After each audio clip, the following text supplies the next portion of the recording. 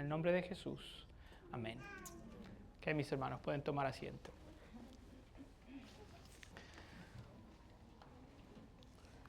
Bueno, el día de hoy vamos a estar estudiando la cuarta lección de nuestra serie de bibliología, que es el estudio de la Escritura.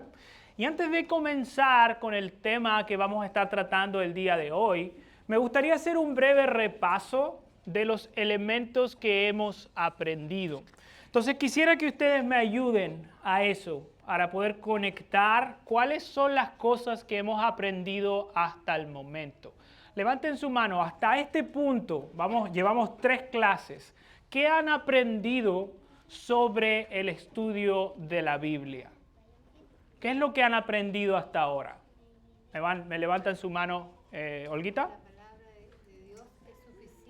La palabra de Dios es suficiente. Muy bien, excelente. Tiene todo lo que necesitamos. ¿Hermana? La palabra de Dios es la autoridad.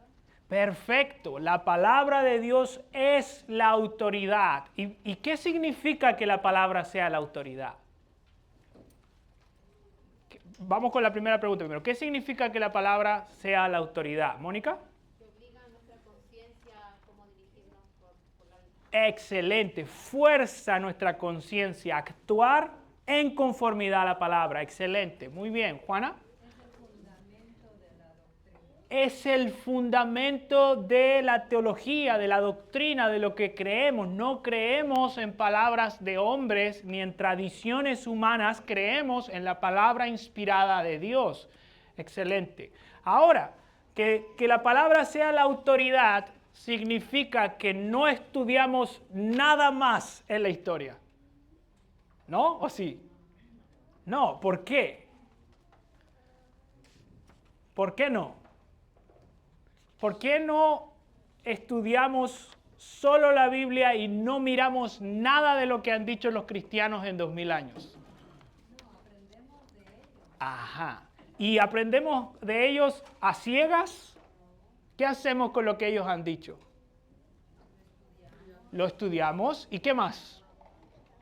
La palabra de Dios es el manual que nos ha dado para seguir sus órdenes y no extraviarnos. Perfecto, la palabra de los órdenes. Pero ¿qué hacemos cuando leemos un comentario de otro autor? Cuando estudiamos una confesión de fe, ¿qué hacemos, Joel? Lo contrastamos con la palabra. Y si es fiel a la palabra, ¿qué hacemos? Lo recibimos. Y si creemos que no es fiel a la palabra, ¿qué hacemos? Lo desechamos. Entonces interactuamos con la tradición creyendo y recibiendo lo que hemos visto. También dijimos en la sesión número 1 que la revelación de Dios era una obra que era de Él. O sea, era Dios quien tomó la iniciativa de revelarse a través de su palabra, a través de la creación y a través de la conciencia. Ahora, ¿recuerdan qué significa que la Biblia sea inspirada por Dios? ¿Qué significa que la Biblia sea inspirada por Dios? ¿Era una inspiración así artística, como se inspiran los autores para pintar un cuadro? No. ¿Qué era entonces? Hay un origen divino, perfecto. ¿Qué más? Viene a través de la obra del Espíritu, perfecto, Heidi. ¿Se acuerdan qué significaba la palabra inspiración o inspirada por Dios? Exhalada, es el mismo aliento de Dios que inspiró a los autores bíblicos. Por lo tanto, la Biblia es de origen divino porque es inspirada por Dios, pero Dios utilizó los autores humanos para comunicar sus palabras. Y el día de hoy vamos a responder, conectado con esa idea que estuvo enseñando el hermano Peter sobre la inspiración, y es la idea del canon de la Escritura. ¿Quién había escuchado alguna vez la palabra canon? Levante su mano. ¿Quién había escuchado la palabra canon de la Escritura? ¿Y qué significa la palabra canon? ¿Cómo? Conjunto, perfecto, conjunto de libros. ¿Qué significa la palabra? Cuando lea la frase que dice aquí, canon de la escritura, ¿qué significa? ¿Qué estoy queriendo decir al poner esa frase ahí? Como los libros aceptados. Ok, los libros aceptados ¿por quién? Por la iglesia. Ok, ¿qué más? Los libros que la iglesia decidió que fueran parte del canon, que Dios dio. Y ahí vamos a empezar justo en el tema del canon de la escritura. Y miren, cuando decimos canon de la escritura, primero hay que entender qué significa la palabra canon, que es una palabra que se ha usado por siglos. La palabra canon en el original, en el griego, significa vara de medir o regla o norma. Eso es lo que significa la palabra canon en el griego. Y fue usada desde la antigüedad, desde los primeros cristianos, en los primeros siglos, para identificar la lista de libros inspirados y autoritativos para la iglesia. Y esta pregunta es muy importante para nosotros, ¿no? Porque si nosotros creemos que la Biblia es inspirada por Dios, tenemos que saber cuáles son los libros que son inspirados, ¿no? Entonces es importante, porque ¿qué pasa si uno de los libros de caso hipotético, yo les doy un libro y les digo, este libro es inspirado por Dios? ¿Qué significaría eso para ustedes si verdaderamente fuera inspirado? Que es verdadero. Pero si ese libro no es inspirado por Dios, ¿sería una autoridad para ti? No, ¿cierto? Entonces, definir cuáles son los libros que pertenecen al canon cristiano es muy importante, ¿no? Porque define cuáles son la lista de libros que representan, como decía la hermana, nuestra autoridad. ¿Cuáles son los libros que han sido autoritativos para la iglesia por los siglos? Y es importante aquí, y nos va a ayudar a definir y hacer una diferencia entre la posición católico-romana y la posición bíblica. ¿Por qué? Porque históricamente la Iglesia Católica ha definido la autoridad del canon diciendo que la Iglesia tiene la autoridad de sancionar cuáles son los libros del canon. ¿Y cuál es el argumento o cómo organizan su argumento dentro de la tradición católica? Ellos dicen, la Iglesia existe antes que el canon. Por tanto, la Iglesia como autoridad tiene el poder de sancionar cuáles son los libros del canon. Ellos dirían, sin la Iglesia, sin Pedro como un sucesor apostólico que tiene la autoridad de Jesús, los cristianos no podrían determinar cuáles son los libros del canon. Entonces, históricamente, la Iglesia Católica ha defendido esta posición. En 1546, en el Concilio de Trento, que es quizás uno de los eventos más importantes para entender la teología católica moderna, la Iglesia Católica, en oposición a la teología protestante y reformada, dijeron, la Iglesia tiene el poder y la autoridad de decidir cuáles son los libros del canon. Y esa es la posición católica que se sostiene hasta el día de hoy. Ahora, creo y estoy persuadido que eso es un error. Y lo que creo que la Iglesia hace es reconocer los libros que Dios ha dado a su Iglesia. Y a diferencia de su argumento, que ellos dicen el pueblo de Dios es antes que la Iglesia, la posición bíblica dice Dios y su palabra es previo a la formación de la Iglesia. Dios es quien en su palabra, en su mente infinita, decidió formar un pueblo para sí y determinar cuáles iban a ser su palabra inspirada. Por lo tanto, la iglesia existe en función de la palabra de Dios y no al revés. Ven que hay una inversión de los órdenes, ¿no? En la tradición católica, la iglesia es primero y luego la palabra. En la función bíblica, la palabra es primero y la iglesia se rige por la palabra que Dios ha dado. El argumento es sutil, pero hace la diferencia cuando llegamos a este punto. En el tema de la inspiración, la iglesia reconoce cuáles son los libros autoritativos. Y ya vamos a ver cómo reconoce, obviamente. Y puse aquí, la iglesia recibe y reconoce los libros que son canónicos por naturaleza. Es decir, reconoce los libros que Dios ha dado a su iglesia como inspirados por el Espíritu Santo. Y me gusta cómo lo expresa, lo veíamos en la clase número 1, la Confesión de Fe de Westminster, que dice así, dice, la autoridad de la Escritura por la cual debe ser creída y obedecida no depende del testimonio de ningún hombre o iglesia. Y ahí creo que radica la gran diferencia en torno al tema del canon entre católicos y protestantes. Para los católicos, la autoridad del canon depende de la declaración de la iglesia.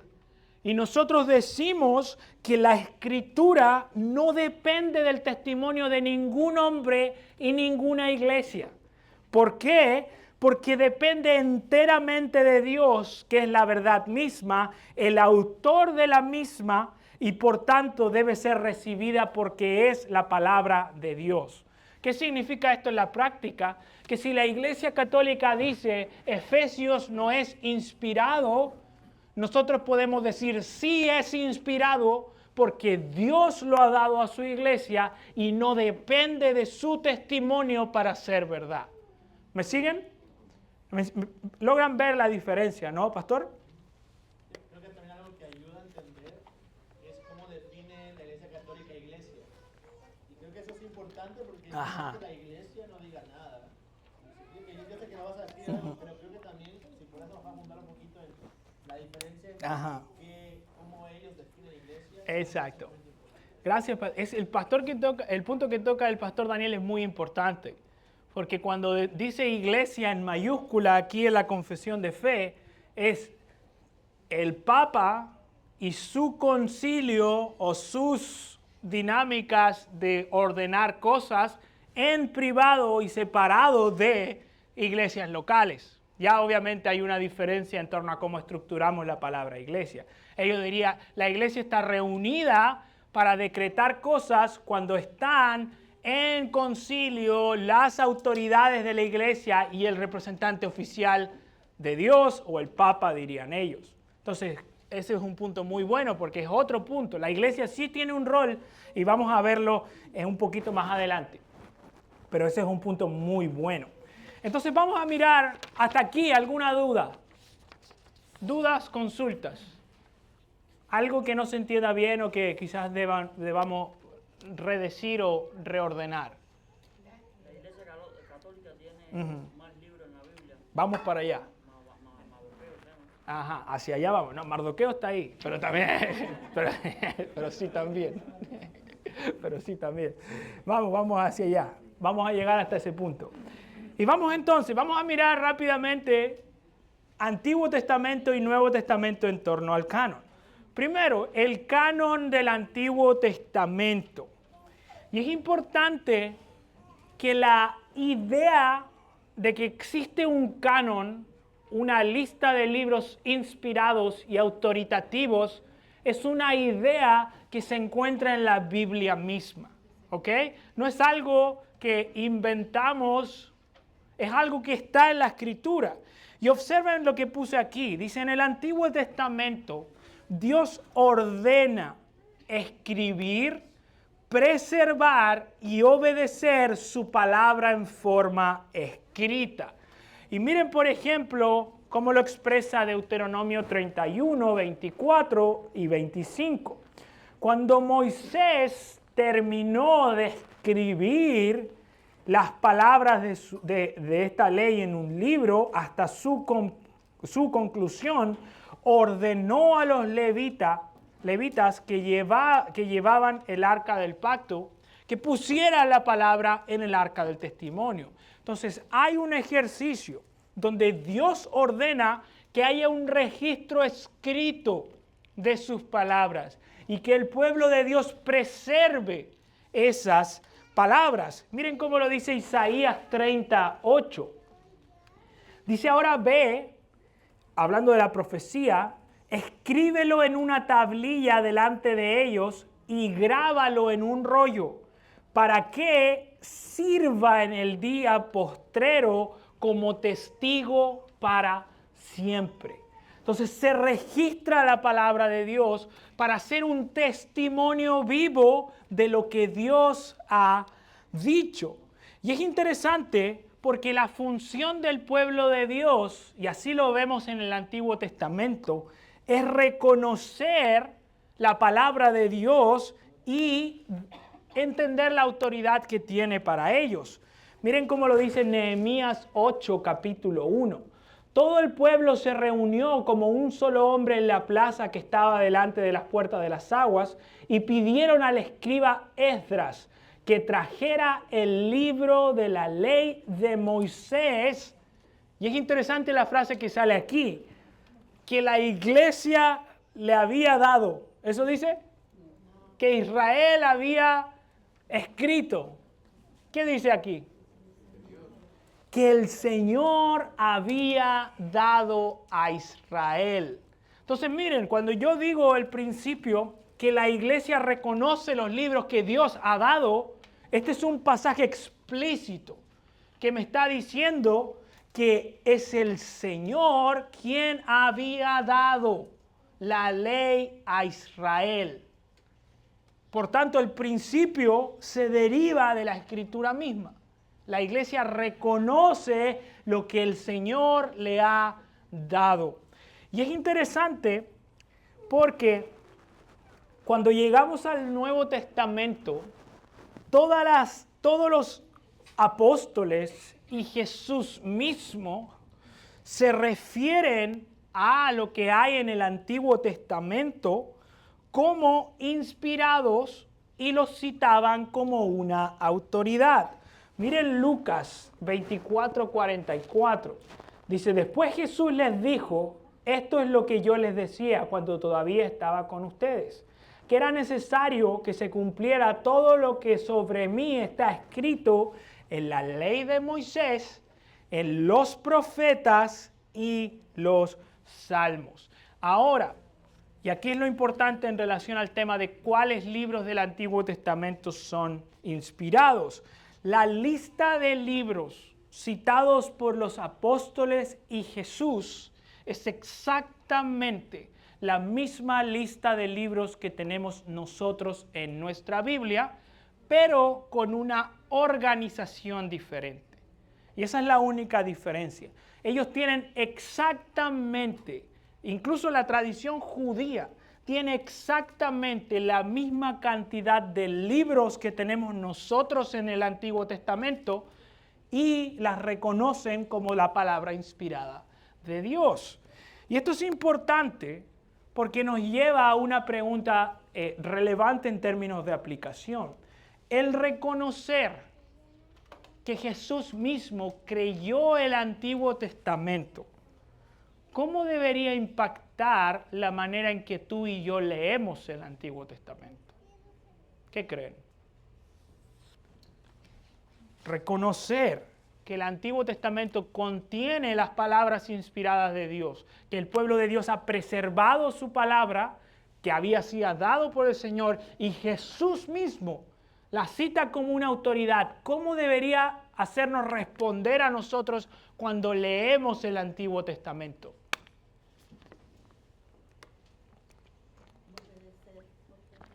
Ok. Amén.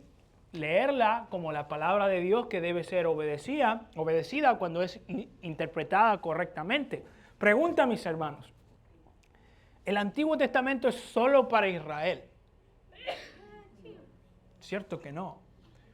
Dios ha dado su palabra a su pueblo. Y como dice Efesios, un pueblo mixto, compuesto de judíos y gentiles en un solo cuerpo. Entonces, ¿cómo debo leer el Antiguo Testamento? Si eso es cierto, Jackie. Iba a decir, debemos darle la misma importancia que le damos al Nuevo Testamento. Exacto. Exacto. Debemos leerla, interpretarlo correctamente el Antiguo Testamento y ser beneficiados por cosas únicas que hay en el Antiguo Testamento. ¿Cuántos de ustedes han sido animados a leer los Salmos? Levante su mano. ¿Cuántos de ustedes han sido bendecidos al leer la riqueza que hay en los Salmos? Que es una riqueza única. ¿Qué tienen los Salmos que no hay en otras partes del canon, hermanos? ¿Qué hay en los Salmos que los puede bendecir tanto? Consuelo, vida, adoración, promesas, expresiones emocionales. Exacto, reconocer a Dios. En los Salmos, mis hermanos, hay una riqueza para entender la vida emocional de un creyente que es única. Dios nunca ha esperado que nosotros seamos seres que no sienten nada. Ser cristiano no significa que yo no voy a experimentar emociones, que yo no voy a estar triste, que yo no me voy a sentir a veces deprimido.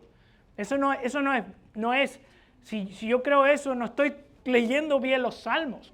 Los Salmos están llenos de expresiones emocionales. Y esa es la diferencia con cualquier poema del mundo, es emociones dirigidas hacia Dios. Exacto. Por medio de su palabra Él nos está diciendo todo. Es como si nuestro Padre carnal nos estuviera hablando, que a veces nos tiene que reprender, que a veces nosotros somos medio soberbios.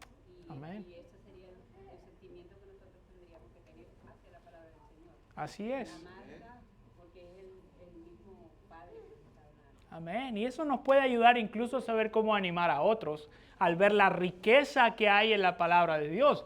Porque a veces nosotros como que queremos ser solo tipo Pablo en Gálatas. Y decimos, Gálatas insensatos. Y esa no es la única expresión que hay en la Escritura para personas que necesitan a veces ánimo, consuelo y diferentes cosas, ¿no? Por esa riqueza dentro de la palabra. ¿Juana?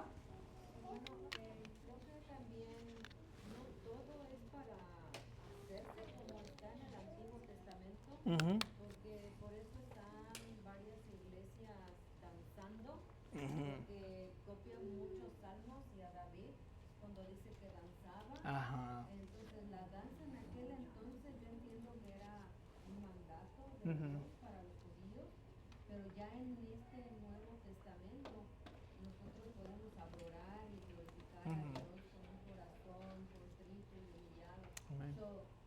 ¿Qué nos dice usted al respecto? Ese es súper buen punto, Juana. El Antiguo Testamento tiene que ser interpretado correctamente. Y creo que la clave para entender el Antiguo Testamento se encuentra en Cristo. O sea, el Antiguo Testamento debe ser interpretado cristológicamente y entendiendo según el momento de la historia que estamos. El antiguo pacto es la manera en que Dios se relacionó con su pueblo antes de la venida del Mesías. Entonces, cada vez que yo lea el Nuevo Testamento, el Antiguo Testamento, tengo que preguntarme cómo se relaciona con la nueva revelación. Y en algún sentido, nosotros somos bendecidos grandemente, porque Dios ya ha completado su revelación. Por tanto, yo puedo leer todo el Nuevo Testamento, conocer la revelación completa de Dios, la revelación completa del Mesías, la revelación completa del Hijo de Dios encarnado, y volver a mirar el Antiguo Testamento e interpretarlo a la luz de eso. Porque la revelación siempre es progresiva. Adán sabía menos de lo que sabía Abraham. Abraham sabía menos de lo que sabía David. David no sabía tanto como sabemos nosotros en relación a quién es Jesús y cómo Dios desempeña su plan de salvación. Entonces yo tomo todo lo que sé del Mesías, de Jesús, de la adoración en específico y vuelvo a leer en el Antiguo Testamento y a interpretarlo correctamente. Pero ya ahí entraríamos en todo un tema de cómo interpreto la ley, la adoración, el templo y otras partes que podemos estar mirando más en detalle. Pero al menos sería eso. Ahora, y aquí está la pregunta de mi hermano que es profeta, no es profeta, la trajo así, la tuvo en mente. ¿Qué pasa con los libros deuterocanónicos? Y es interesante, les puse aquí en sus hojas, dice en 1546, el Concilio de Trento, en el Concilio de Trento, la Iglesia Católica decretó, y esto es importante para este concepto inicial. ¿Se acuerdan que yo les hablaba de esto al principio, no? La Iglesia sanciona. En 1546, la Iglesia Católica decretó que otros libros de la literatura judía debían ser considerados como escritura. ¿Cuáles? Por ejemplo, Tobías, Judith, Sabiduría, Eclesiásticos, Baruch, Primera y Segunda de Macabeos y un par más. Ahora, la pregunta es, ¿deberíamos considerar nosotros estos libros como inspirados? Y creo que hay 3 razones que nos llevan a rechazar el decreto de la Iglesia Católica. Primero, Jesús y los apóstoles no usaron los libros apócrifos como escritura. Y eso es un buen punto, ¿no? Jesús y los apóstoles no usaron ni Baruch, ni Macabeos, ni Sabiduría de Eclesiásticos como escritura. Hay solo una cita en el libro de Tito, pero no a fin de probar su autoridad. Ahora, segundo, los judíos no aceptaron estos libros como inspirados. ¿Y de dónde viene la confusión? En la Septuaginta, que es la traducción de la Biblia hebrea al griego, se incluyen los libros inspirados del Antiguo Testamento que tenemos nosotros, y hay un apéndice de libros que la Iglesia ha usado históricamente, pero no como inspirados. Y eso siempre ha estado en la traducción de la Septuaginta. Pero los judíos no lo reconocen como inspirado. Es un comentario histórico de elementos que pasaron con la tradición judía y ellos mismos dicen que no son inspirados. Por ejemplo, Flavio Josefo, que es un historiador judío del primer siglo, él mismo dice, estos libros, y él es judío, estos libros no pertenecen a la palabra inspirada, pero pueden ser como una fuente histórica de sabiduría. Pero históricamente los judíos rechazaron estos libros como inspirados. Y el tercer punto, la tercera razón es la más importante, creo. Estos libros contienen, al no ser inspirados, errores doctrinales.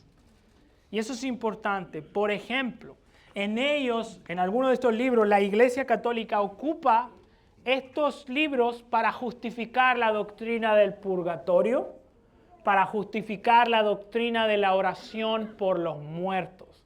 Entonces, nosotros tenemos 3 razones sólidas.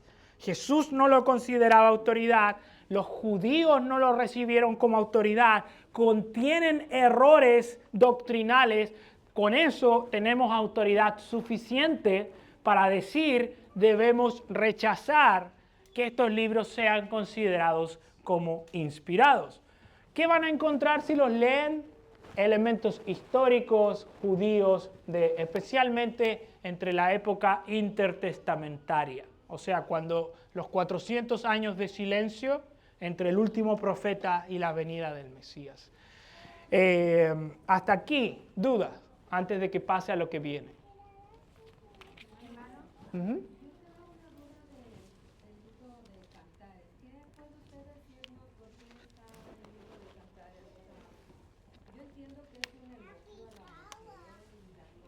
Ajá. no he encontrado nada en sí ahí en ese libro que inspire acerca de Jesucristo. Ajá. Saber si hay algo ahí. Solo Salomón como que le decía un poco, como que le gustaban mucho los animalitos. Y dice, como que tus cabellos son como manada de ovejas y tus dientes como cabras montes. Ajá, Víctor, Víctor, vas a tener que empezar a memorizar ahí para empezar a apreciar más la palabra ahí. No me vayas a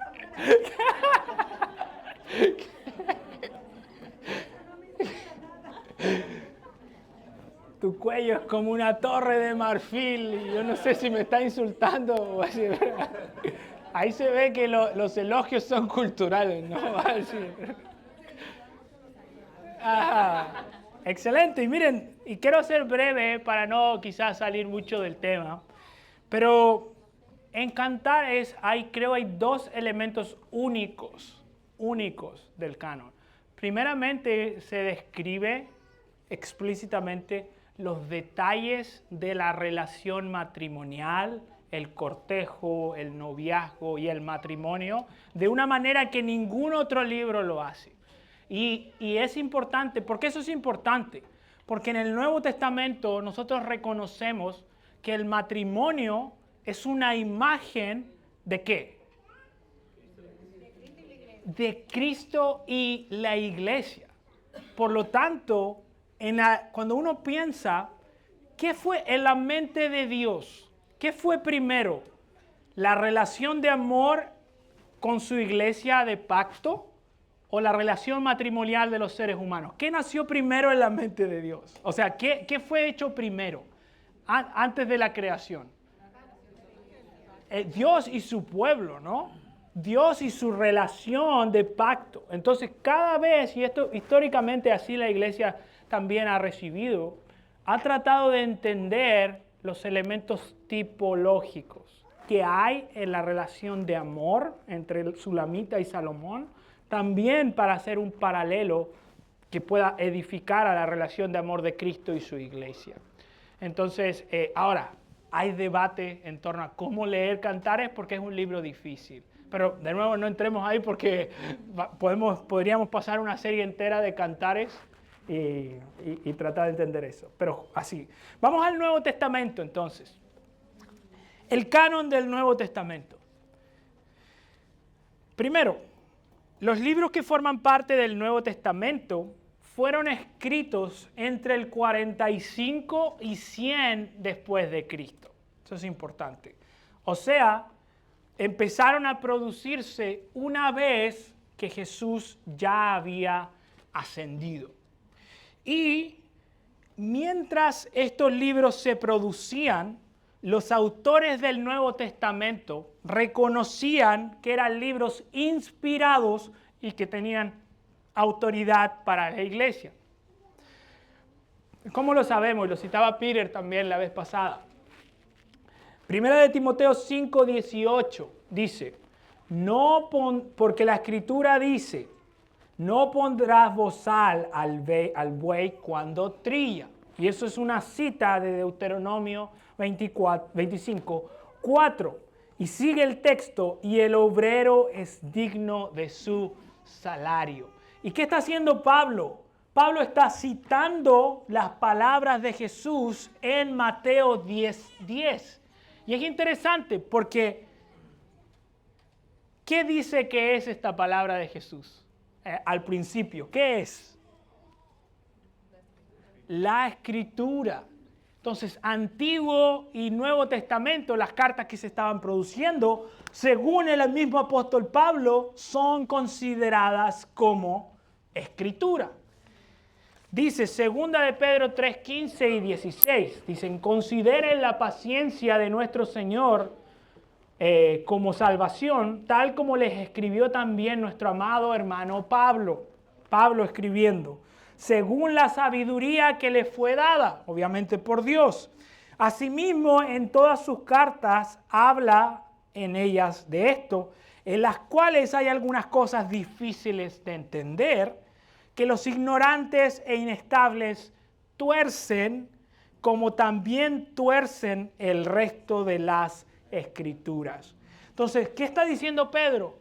Pedro está diciendo, las cosas que Pablo escribió son parte de la Escritura, la autoridad de Dios para su pueblo. Y esto significa que los apóstoles entendían que estaban escribiendo con autoridad divina. Y es importante entender esto, ¿no? Porque cada vez que Dios hizo un pacto con su pueblo, cuando hizo un pacto en el Sinaí, Dios dio revelación a través de Moisés, y ahora cuando Dios hizo un pacto a través de Cristo, dio revelación a través de sus apóstoles. Miren cómo lo dice Wayne Grudem en su teología sistemática. Dice, los apóstoles tienen autoridad para escribir palabras que son palabras del mismo Dios, igual en estatus de verdad y autoridad que las escrituras del Antiguo Testamento. Hacen esto para escribir, interpretar y aplicar a la vida del creyente las grandes verdades sobre la vida, muerte y la resurrección de Jesús. Entonces, ¿por qué era necesario que hubiera otro conjunto de libros autoritativos para la iglesia? Porque con la venida de Cristo, ahora el pueblo de Dios del nuevo pacto tiene la nueva ley. El libro de la revelación completa, donde Dios ha dado a su pueblo la historia de la vida, muerte y resurrección de Cristo. Y este es el tema central de toda la Escritura. Y es interesante porque esto no es solo el Nuevo Testamento, también es el Antiguo. Porque ¿qué leíamos en Lucas 24? Los salmos, los profetas y la ley hablan de quién, decía Jesús. De mí, ¿no? Por tanto, toda la Escritura habla de Él. Él es el tema central de la Escritura. Y ese es el fin de por qué hay una nueva revelación también.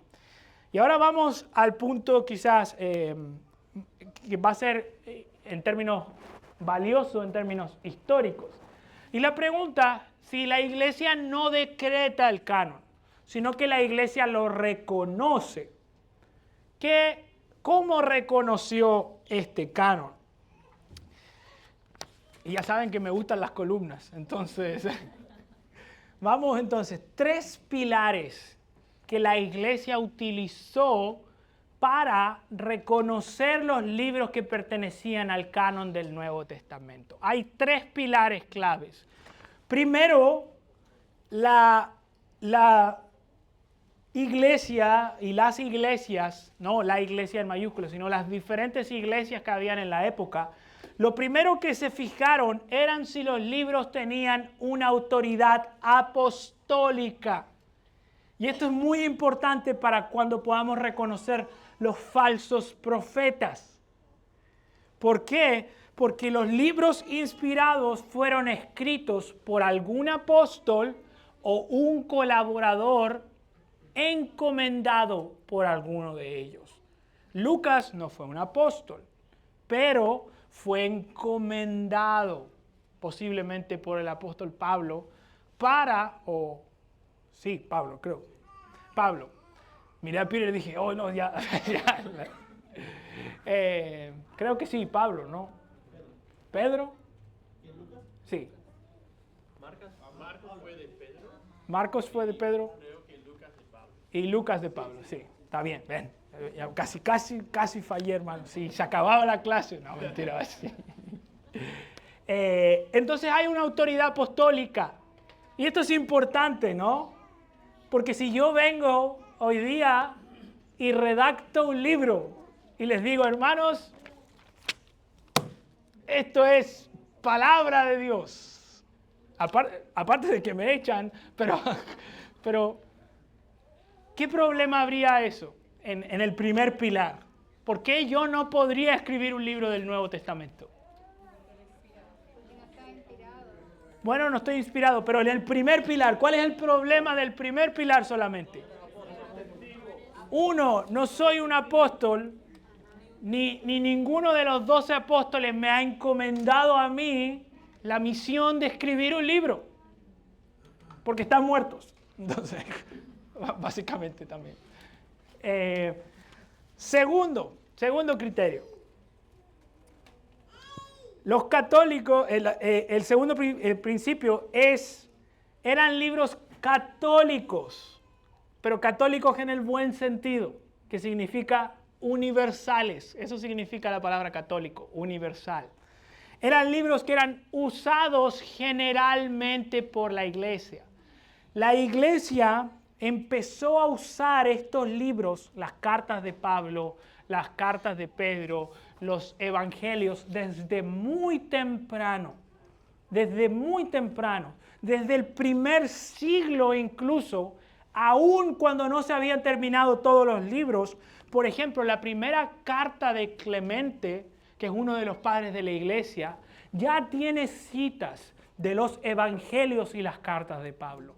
Eso nos muestra que la iglesia desde muy temprano empezó a usar estos libros y fueron reconocidos al nivel general.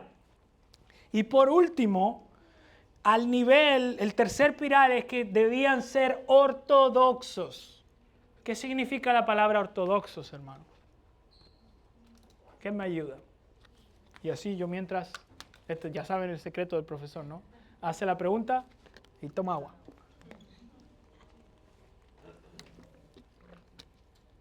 ¿Qué significa ortodoxo? Ok, que estudia la lógica. Si no me ayuda Pastor o Peter o ahí, José Ángel. Recto, ok. Que contiene una verdad que es coherente con el resto de la escritura. Si había algún libro que se hacía llamar escritura en el primer siglo, pero contradecía alguna verdad de la escritura, era automáticamente rechazado. Por ejemplo, el Evangelio según Tomás, que es un evangelio gnóstico del primer siglo, ni siquiera del primer siglo, en realidad fue producido siglos después, pero se hizo pasar como si fuera un escrito del primer siglo. Pero no era ortodoxo, tenía verdades que no eran coherentes con la palabra de Dios. Entonces, si no es coherente con la palabra, pueden ser rechazados automáticamente, porque Dios no se va a contradecir a sí mismo. La palabra inspirada del Espíritu no va a dar algo que contradiga otra palabra que Él mismo ha dicho inspirada. Por lo tanto, la regla que sea ortodoxo es importante. Y como yo les decía, en los primeros 2 siglos ya se usaban muchos de estos libros, la mayoría de hecho. Pero la primera lista oficial llegó en una de las cartas de Atanasio en 367 después de Cristo, el concilio de Hipona en 393 y en Cartago en el 397.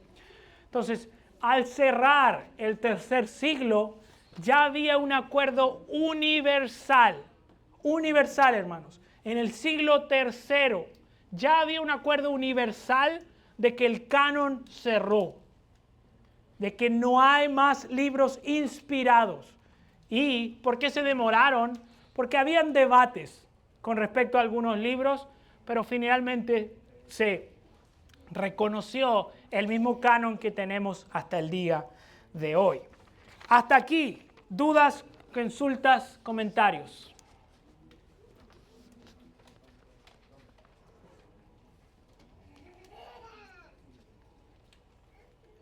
¿Preguntas? Los libros, esto se debía ser la pregunta anterior. Los libros fueron como Judith, como Tobías, todos esos libros, lo escribieron un personaje llamado Tobías, una persona llamada Judith. La verdad no lo sé. Entonces no sé quién lo escribió. Lo que sí sé es que no son escrituras. Pero sí. La verdad yo no me he introducido mucho en el tema de la apócrifa que le dicen.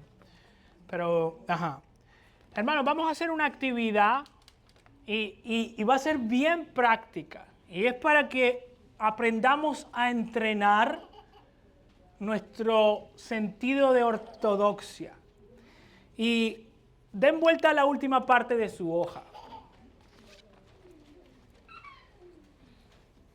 Y dice, lee el siguiente caso y explica por qué deberíamos rechazar sus escritos como parte del canon o inspirados por Dios. Y déjenme leer para que puedan trabajar en grupos más pequeños. La Iglesia de Jesucristo de los Últimos Días, mormones, sostiene que, además de la Biblia, el Libro de Mormón, Doctrinas y Convenios y la Perla de Gran Precio también deben considerarse como inspirados. Joseph Smith dijo, creemos que la Biblia es la palabra de Dios hasta donde esté traducida correctamente. También creemos que el Libro de Mormón es la palabra de Dios. Y aquí un insight, un poco de información extra. Ahora bien, además de esto, Joseph Smith afirmó en cuanto a la naturaleza de Dios, que Dios mismo fue una vez como nosotros somos ahora, un hombre exaltado. Y eso escribió en el discurso para el rey Follett en 1844. Ahora les pregunto, y eso lo van a determinar ustedes en sus mesas, ¿por qué estas declaraciones no podrían pasar la prueba? Y no solo me digan, no, porque no son. ¿Por qué no deberían pasar la prueba? Entonces los voy a dejar, trabajen ahí en las mesas con su grupo pequeño y vamos a responder esa pregunta en unos 5 minutos. Entonces vamos entonces a partir viendo sus respuestas. ¿Qué razones como grupo pudieron encontrar para decir, no, el Libro de Mormón no cumple con los criterios para ser considerado como un libro inspirado por Dios? Heidi. Bueno, primero que todo, no fue un libro inspirado por Dios, y segundo, que los apóstoles ya no estaban vivos. Perfecto. Nadie le ordenó a él, ningún apóstol. Excelente. Paremos ahí un segundo. Excelente. Muy buen punto el que dice Heidi. Dice, primero, no pasa el criterio de reconocimiento apostólico, ¿no? 1844, cuando él está escribiendo, estoy bastante seguro que ni el más longevo, ni el apóstol Juan, llegó a vivir hasta 1844, ¿no? Por lo tanto, podemos tener certeza, ningún apóstol fue comisionado para decirle, Joseph Smith escribe esto. Ahora, eso deja la pregunta abierta. ¿Hay apóstoles hoy? Y claramente no, pero uno diría, ¿por qué no? Y dice Hechos, capítulo 1, cuando están tratando de definir a alguien que tome el lugar de Judas, que había muerto, y dice que hay 2 criterios en la Escritura para poder ser un apóstol de los 12 comisionados. Primero, Hechos 1, 21, dice, es necesario que sea alguien que haya acompañado todo el tiempo que el Señor Jesús vivió entre nosotros. Primer criterio, haber sido un discípulo de Jesús en la tierra. Segundo criterio, versículo 1:22, comenzando desde el bautismo de Juan hasta el día que de entre nosotros fue recibido arriba al cielo, uno constituido como testigo con nosotros de su resurrección. Segundo criterio para escoger un apóstol, que haya sido testigo ocular de la resurrección. Hoy no hay ni discípulos de Jesús vivos que hayan caminado con él en la tierra, ni testigos de su resurrección.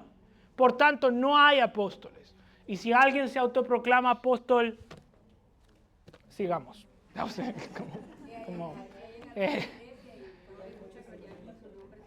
porque quizás el título de pastor les quedó muy pequeño. Entonces ya apóstol, arcángel y ya sumo sacerdote y lo que más se pueda. Hay escuelas de apóstoles. Yo sé. Y de cómo hablar en lenguas y todo. Pero y también de profeta. Está bien. Nosotros no fuimos a esa por si acaso. Exacto. Ok, miren, vamos primer criterio. No es apostólico. Excelente. ¿Qué más? ¿Jackie? Estamos viendo cómo él compara el libro de Mormón con la Biblia, Ujú. es la misma palabra de Dios, entonces ya eso lo descarta. Ujú. Excelente. Perfecto. ¿Juana? Hermano, y también dice, cuando el Señor Jesucristo murió, Él dijo, consumado es. Ujú. Y eso es, ya todo está dicho, ya todo está Ujú. hecho, ya no puede, es todo lo que necesitas Ujú. creer para ser salvo. Y también Apocalipsis 22, 18, 19 dice, Ujú. yo testifico a todo aquel que oye la palabra de la profecía de este libro. Si alguno añadiere a estas cosas, Dios traerá sobre él las plagas que están escritas en este libro. Ujú. Y si alguno quitare de la palabra del libro de esta profecía, Dios quitará su parte del libro de la vida y de la ciudad santa. Amén. Sí, está bien. Y creo que Juan está aplicando eso primeramente al libro de Apocalipsis, pero creo que la implicación es cierta, que es el último libro y en algún sentido ya puede decir el libro del canon está cerrado como implicación del texto. ¿Qué más? ¿Por qué más no pasa la prueba, vale? Bueno, ya vimos que no cumple como con el pilar de ser apostólico Ujú. y tampoco conversábamos con el pilar de ser universal porque no tiene como un uso generalizado en todas las iglesias. Correcto. Solamente parte de una secta. Exacto, un grupo minoritario lo usa. No es recibido universalmente por las iglesias cristianas. Y ellos dicen, no, nosotros somos la única iglesia verdadera. Somos la restauración del sacerdocio apostólico. Hay 12 apóstoles de nuevo en el templo que restauraron y sigamos. Entonces, Y tampoco hay una aceptación histórica. correcto. Entonces, así católico refiere a universal hoy Ujú. y en toda la historia. Ujú. Excelente. No es históricamente recibido por las iglesias. Y falta uno, el último pilar. ¿Cuál es el problema? ¿Jackie? Ya. Cachi, pum. O sea, piedra, papel y tijera decimos.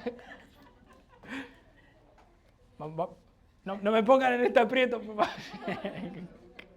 Jackie, vamos. ¡Ah! Jackie. Cualquiera. La que hable primero. Bueno, no es ortodoxo. Ok. Contenido. No es ortodoxo con su contenido. Es incoherente. Es incoherente con lo que Dios ha dicho. Y les puse ese ejemplo ahí con una razón, ¿no? Él dijo en el discurso al rey Follett que nosotros fuimos una vez como Dios es ahora. ¿Qué creen ellos en una especie de procesión y exaltación de los humanos para que tengan su propio planeta y cosas extrañas, extras? Dijo que Dios mismo una vez fue con nosotros. Exacto, sí. Nunca, sino Él se humilló Ujú. a la forma de nosotros, a nosotros. Exacto. Y él se refiere a Dios en su esencia, como al ser de Dios, al Dios eterno y todo. ¿Mardoqueo? Anthony fue bien radical cuando estudiamos ahí rapidito, me dijo rapidito, este libro no pasa porque es falso. Ajá. Y le digo, ¿por qué?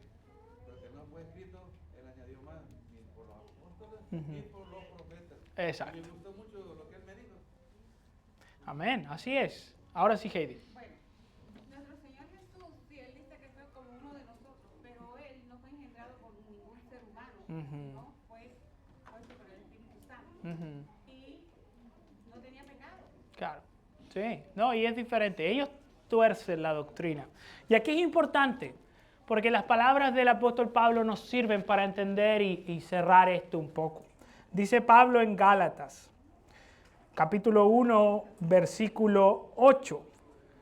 Y escuchen bien lo que dice Pablo. Si aún nosotros o un ángel del cielo le anunciara otro evangelio contrario al que les hemos anunciado, sea anatema. Y eso es importante para entender bien lo que estamos estudiando. Si yo tengo una revelación sobrenatural, y caso hipotético, vino un ángel y le habló. Démosle el beneficio de la duda. Ya, vino un ángel y le habló, pero le anunció otro evangelio, sea anatema. Fue un demonio. Si es que fue así, fue un demonio. Literalmente. Y si le anunció otro evangelio contrario al que hemos recibido, sea anatema. La experiencia religiosa no constituye una fuente de autoridad. ¿Se acuerdan? La experiencia religiosa no constituye una fuente de autoridad. ¿Quién es la autoridad? La palabra del Señor, que nos comunica la autoridad que Dios ha dado a su pueblo. Amén.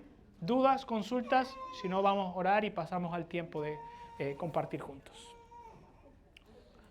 Oramos entonces. Señor, gracias porque tenemos la certeza, Señor, de que tú nos has dado tu palabra. Y te agradecemos porque tú providencialmente nos diste todos los libros que necesitamos el día de hoy, Señor.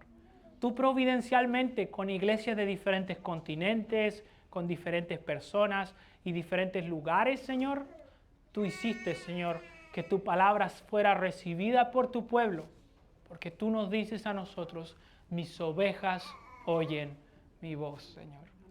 Y sabemos que es tu palabra porque somos tus hijos, porque la conocemos y porque tú eres nuestro pastor, Señor. Gracias por tu palabra. Ayúdanos a defender la autoridad de tu escritura, a no dejarnos engañar por falsos maestros y a preservar, Señor, en pureza las cosas que tú nos has dado, Señor. Gracias por este tiempo. En el nombre de Jesús. Amén.